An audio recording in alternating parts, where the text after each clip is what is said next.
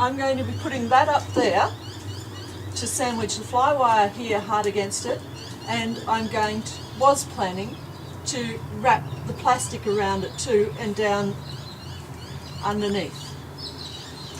That'd be a nightmare for me to put up because I'm going to try and do this tomorrow with no help.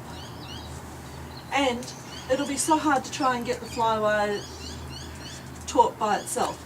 I'm now going to have to chisel out little bits for this bracket and this bracket over here and the one on the corner, and that's what Adam's going to help me with, so that this piece of timber actually can sit flat when I nail it in place and really hold that fly wire nice and tight.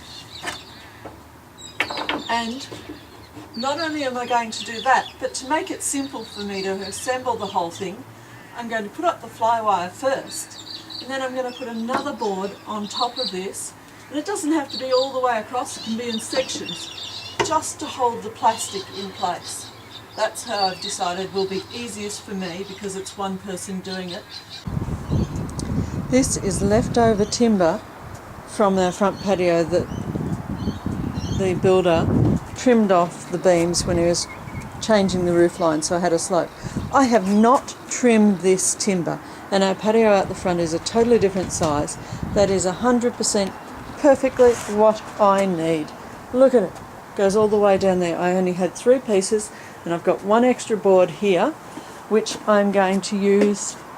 I think I'm going to put it across here because it is a touch short, and with that beam in the way there to break it up, if I cut it in half, it'll be 100% perfect as well. I'll show you. See, it's that little bit short, but there's a really secure piece of metal we put up there, because this patio has, prior to being rebuilt and refixed with secure fittings like that, it's flown off twice into our neighbour's property in severe storms. I was going to buy some more timber, this pink painted stuff, it's the right diameter. Now it's $20. The reason I didn't get this treated pine initially is because it actually is messy. It needs ripping thinner. That's what my builder has done. Look at the price. It's only 94 cents a linear metre. That's why they use it. It's flexible, hasn't warped. It's so much cheaper. It's going to cost me $5 a piece compared to $20 a piece. It's good to know exactly what your car can fit in it and what it can't fit in it. Now, a gas bottle means we can't use the fold-down seats for our Ford Falcon, or I should say Ford Piedmont, but they're the same size. Okay, covered up part of the seats. I know in the past I've fitted 2.4 metres of timber through from front to back if I put it down the right way, and I've even squeezed in 2.6 on the diagonal if I had to. We got it all in very easily. Just tucks down underneath. Pipes, half of them fit in the boot. And we bagged it to protect all the beautiful velour from the splinters. Patio project's on hold for a week because I bought green timber.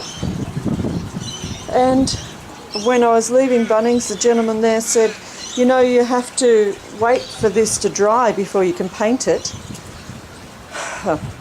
Didn't know that at all. He said it's so wet, and I said, well, can I get bits off the bottom of this stack? He said, no, that's even wetter still, because water goes downwards. I thought it'd be older, so it'd be drier. Okay, and I rang my building friend, and he said, yes, you do have to wait. Your paint can blister otherwise. So I don't want that to happen like happened to our eaves. It's not worth taking a chance. Oh, sorry. Did you see what I just did then? I'm deliberately showing you that this timber is green and it'll move heaps. We once bought some green timber and laid it along under our carport. Bought it 1 week and went to use it the next. And it was a big piece, really big. My husband and I were going to edge our garden with it. And before we could, it had buckled and warped and twisted so much that we couldn't use it. We had to cut it up and throw it in the bin. Now, what I'm also going to do is pick up some tiles from my daughter's sculpture. Oh, that's another tip I want to give you.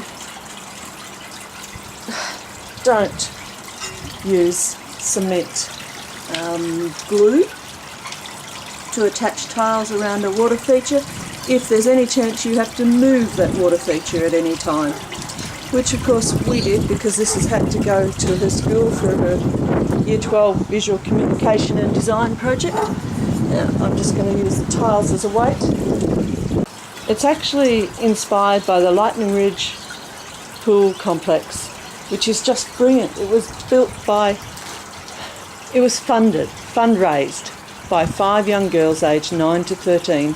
They raised over $2 million for all the work that was done on it.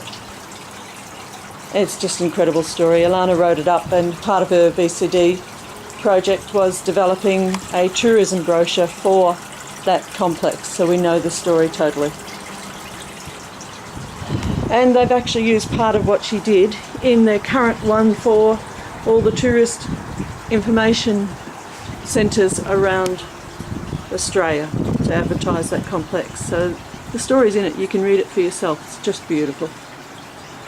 Now, why I'm out here, this was my patio. In case some of you are thinking, well, I haven't actually got a roof on a patio section yet, but I'd like to do one.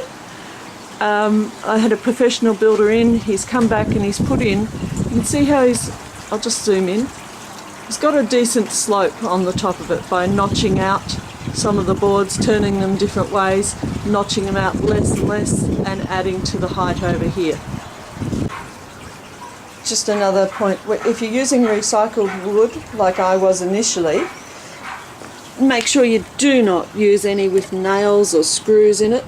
Take those out totally.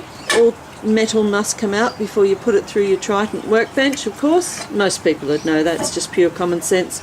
But be very careful to inspect every piece you're going to use, because one of the pieces I was tempted to use, the builder had cut off the nail head, and so you could barely see it.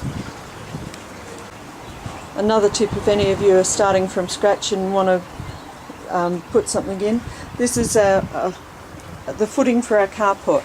We redid our driveway well before we put the carport up, and so we put some sleeves into the concrete and we just covered them. See this bottom bit down here?